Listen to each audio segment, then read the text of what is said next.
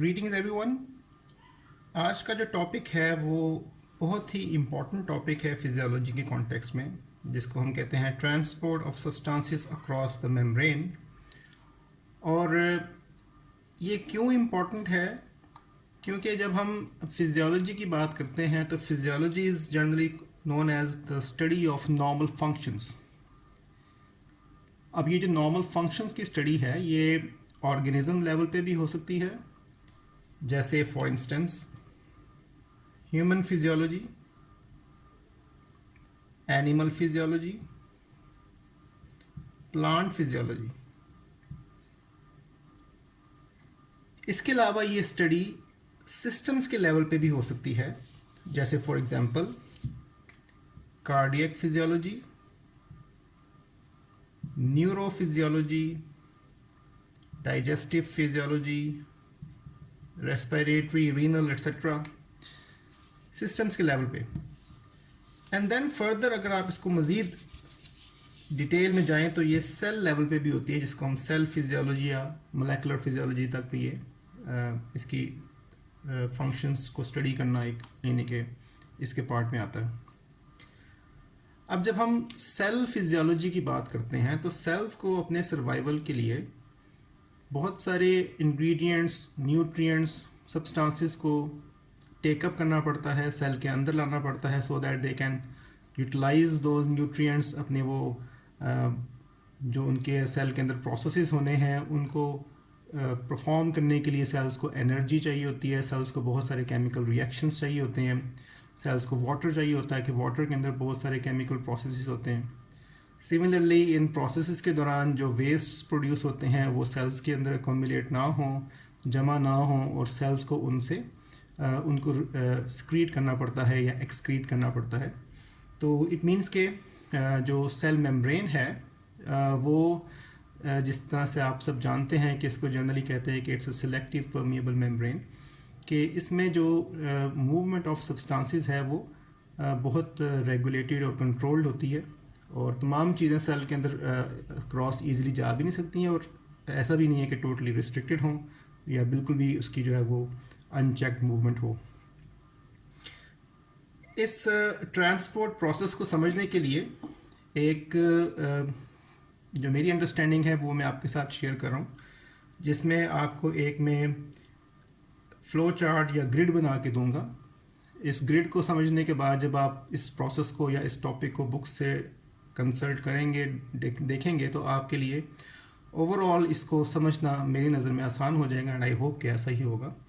बहरहाल let's see कि ये कैसे हम इसको सिंप्लीफाई कर सकते हैं, आसान कर सकते हैं।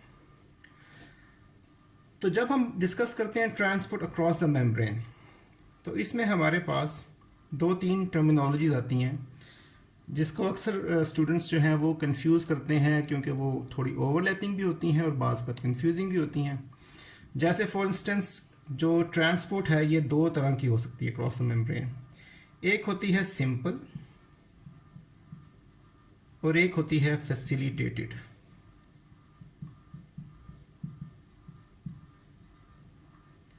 सिंपल को हम अनअसिस्टेड भी कहते हैं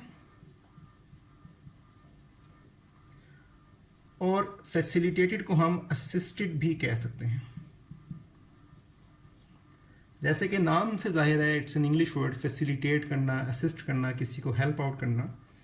तो इसका मतलब ये हुआ कि इन दोनों टर्मिनोलॉजी में आप देखेंगे कि जो सब्सटेंस है जो अक्रॉस द मेम्ब्रेन जिसकी ट्रांसपोर्ट होने जा रही है, या तो वो सेल मेम्ब्रेन को without any help, without any assistance, किसी भी प्रोटीन या रिसेप्टर के अलावा वो क्रॉस कर सकती है।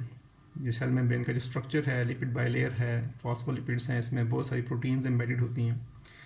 तो अगर तो वो सब्सटेंस ऐसी नेचर का है कि उसको किसी भी किस्म की हेल्प या असिस्टेंस नहीं चाहिए, तो सिंपल ग्रेडियंट बेस्ड ट्रांसपोर्ट हो जाएगी from high concentration to low high concentration to low concentration चीज़ें मूव कर जाएंगी। इसके लिए ग्रेडियंट होना ज़रूरी है। दूसरी अगर हम इसकी डिमार्केशन देखें या हम इसको डिवाइड करें, तो जो आपकी ट्रांसपोर्ट ऑफ सब्सटेंसेस हैं ये 2 तरह से फर्दर डिवाइड की जा सकती हैं। एक कहलाती है पैसिव ट्रांसपोर्ट और एक कहलाती है active transport. Passive and active, इसमें फर्दर सब क्लासेस भी हैं, लेकिन लेट्स से कि ये इसका मतलब क्या है। पैसिव में there is no energy involve,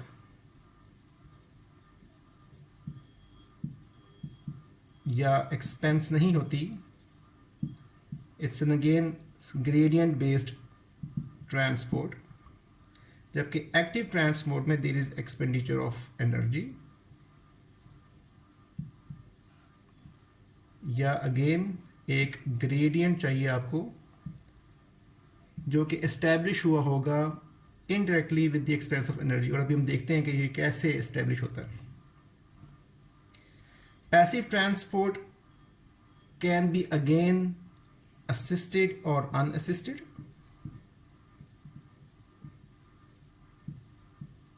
जैसे हमने पहले इसको डिस्कस किया कि अगर तो कोई ट्रांसपोर्ट प्रोटीन की मौजूदगी में है और ग्रेडियंट एग्जिस्ट कर रहा है, तो without any energy expenditure from high concentration to low concentration चीज़ मूव कर जाती है।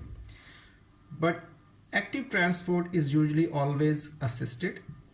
इसमें कोई ना कोई आपको ट्रांसपोर्ट प्रोटीन चाहिए और इसमें जनरली एनर्जी एक्सपेंस होती है डायरेक्टली या इनडायरेक्टली। सो व्हेन आई से डायरेक्टली या इनडायरेक्टली, इट मीन्स कि इसकी फर्दर दो टाइप्स हो सकती हैं एक्टिव ट्रांसपोर्ट की। एक कहलाती है प्राइमरी एक्टिव ट्रांसपोर्ट और दूसरी कहलाती है secondary active transport. Now what is the meaning of primary active transport?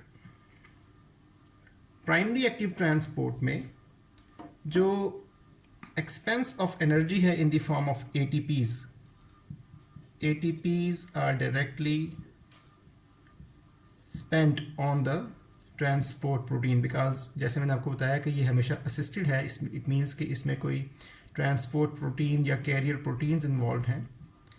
तो अगर तो ATPs की जो एक्सपेंस है वो डायरेक्टली इन प्रोटीन्स पे है और इनको रोटेट करवा के वो अगेंस्ट द ग्रेडियंट चीज़ों को मूव करवा रही है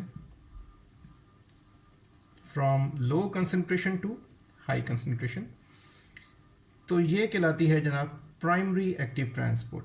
the energy is spend right on the transporter protein, जिसकी बहुत सारी एग्जांपल्स हैं, जैसे सोडियम पोटाशियम पंप है, कैल्शियम पंप है, HATPase है। तो there are lots of examples for primary active transport, जो कि हम आगे फर्दर स्टडी भी करेंगे जब हम आगे मसल्स फिजियोलॉजी और बाकी चीज़ें स्टडी करेंगे। जो चीज़ अक्सर स्टूडेंट को कॉम्प्रीहेंड नहीं होती वो है secondary active transport.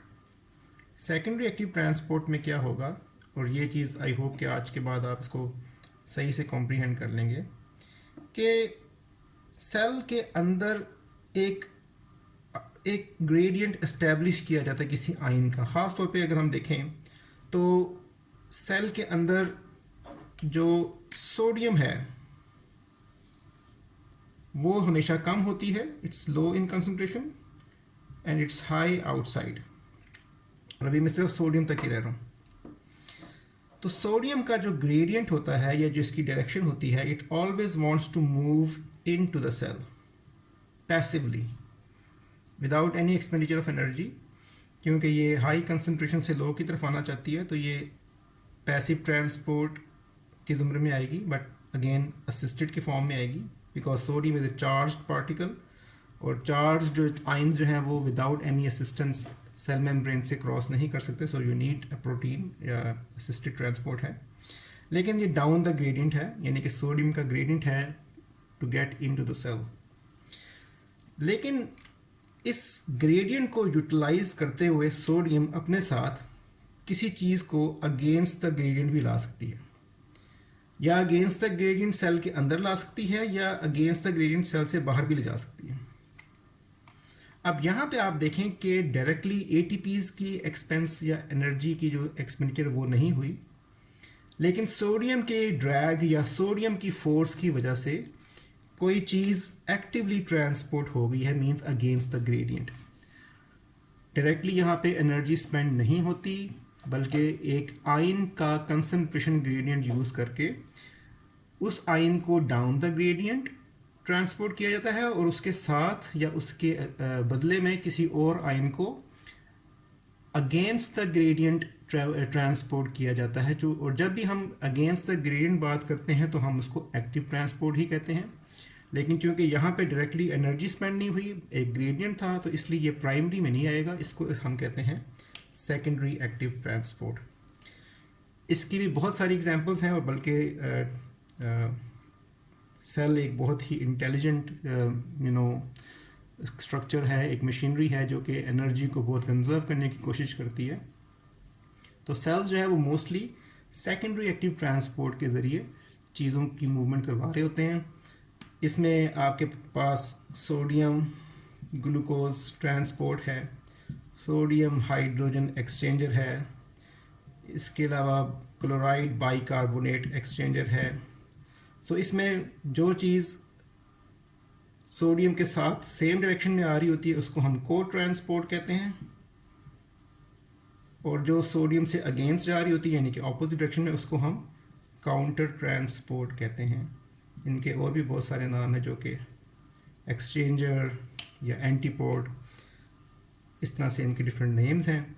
So I hope कि ये इसको हम दोबारा एक थोड़ा सा रीकैप कर लेते हैं कि जो मेम्ब्रेन के अगेंस्ट ट्रांसपोर्ट हैं उसमें सिंपल डिफ्यूजन या फैसिलिटेटेड डिफ्यूजन दो तरह की हो सकती हैं।